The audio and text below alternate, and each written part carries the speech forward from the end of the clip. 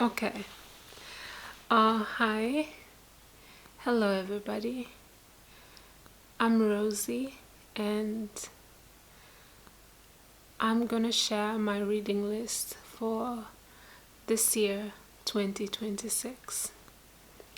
In 2025, I did not have a concrete reading list, so I ended up reading a bunch of books and discovering other books, and in the process, by reading some of those books, I started making lists of books from references within reading the books that I read in 2025. So some of those books are still on this running reading list that has poured over to 2026. I purchased most of these books last year and had the intention of obviously reading them once I finished the books I was reading. So in this list, I will include the books that I was reading last year that I'm still reading this year. You'll find that my list is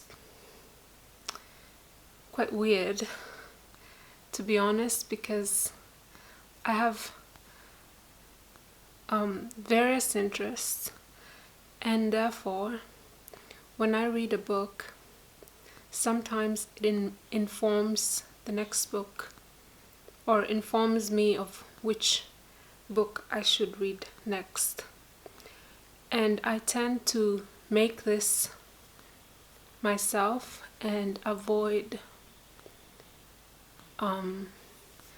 I guess referencing popular books.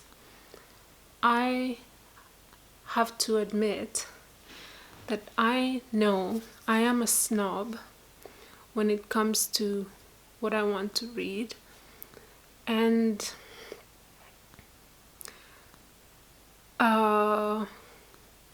this has always been my preference, that I think context is very important, and if I do not have the context for a book or an interest within context, I will never read it.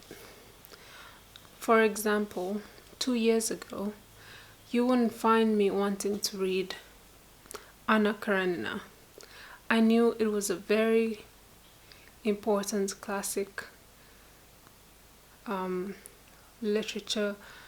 Russian literature book, but it took me a while to find the context and therefore to be able to enjoy it.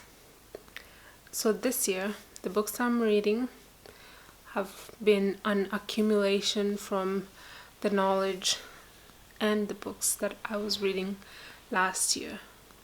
So that's how this list came to be. And in no order, but I'll mention the books that I've already started reading. I find that I like reading quite a few books at a time, especially non-fiction. And my list involves both fiction and non-fiction books, because I think it's important to read both fiction and non-fiction books, and they should always be on your list every year. There has to be something interesting that you want to learn about or learn more about. And yeah, I think that's what's beautiful about the time we're in. You can find used books, you can find all kinds of niche books, and literally just sever the knowledge, but you really do have to put some effort and some intentionality to it. Okay, so first one is Dafe by Elias Canneti. I will not talk about what it is about, but I've already started reading this one. It's a book that was first translated from German to English. it's translated from German to English. And it's sort of based on a true story, but it's mostly fiction. And then Caravaggio by Scala, the Scala archive, Caravaggio, because I find art interesting, and anything that could inform the way I look at art whenever I visit museums, then I will read the book. I know about Caravaggio because I took an art history class when I was in college, so I've always been drawn to learning about art history and art, and obviously artists. And one of my favorite books is The Lives of Artists by Vasari, and that volume 1, obviously, because I haven't read volume 2, and I highly recommend anyone who wants to read a very good book that will give you context for a lot of the paintings, the arts that we experience today, especially in the European continent. I mean in Europe. So Caravaggio by Scala archive. And then I have Simone de Beauvoir's The Prime of Life. This was interesting to me since last year because I was curious about this sort of period when Simone de Beauvoir was a young adult in Paris and finding her freedom as a writer and experiencing all the chaos that were going on in Europe at the time. So The Prime of Life by Simone de Beauvoir. And then I have Aristotle, the Nicomachean ethics. And this was interesting because I'm currently reading Philosophy Now, issue for December, January, and some parts or some authors do reference bits and pieces of this. Maybe that's why I picked it, about ethics. And obviously this is also coming from reading Judges by Plato, so I kind of wanted to have a bunch of classic Greek classic books on my list, because then if I'm already reading let's say Judges by Plato, it's impossible to avoid reading Aristotle if I have this, the already context in my mind that this is the kind of books that I'm reading. And I also think it's important to read Aristotle, Plato,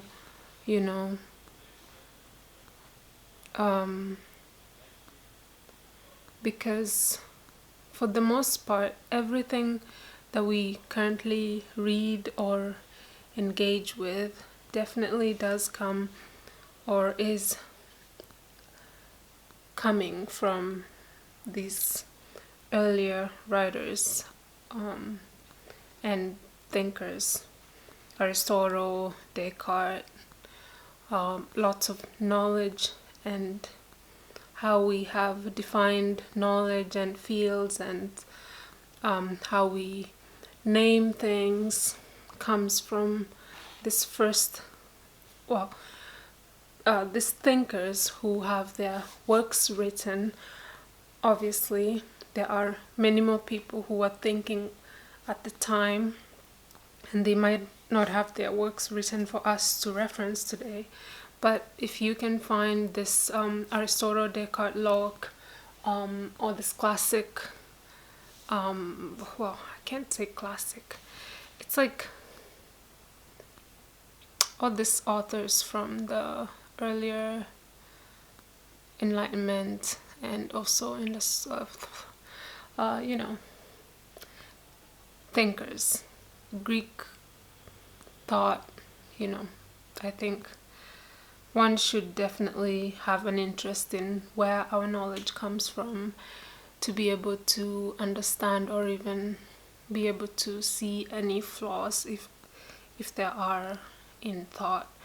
Because if everyone is saying read Aristotle, read Plato, then they must have read Plato or Aristotle. So everything or most things that people probably reference are coming from these authors. And sometimes if there is a thought process that's passed down to us, we need to know how it was written in the original, or at least be informed of how, when, and why.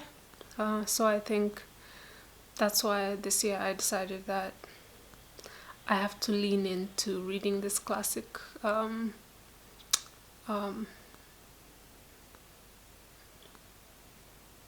thinking philosophy books.